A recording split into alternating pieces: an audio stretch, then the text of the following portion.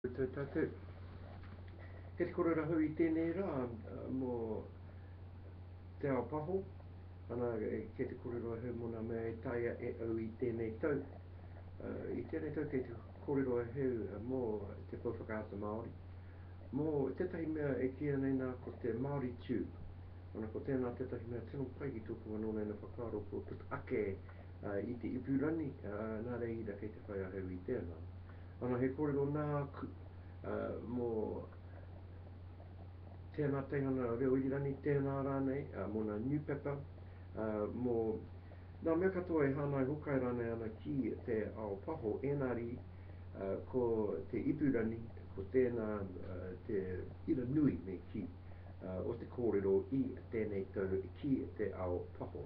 Nā reira koutou mā tēnā rawa tū koutou, ka nui te kō tēnā kau māku e mihi ati ki a koutou katoa.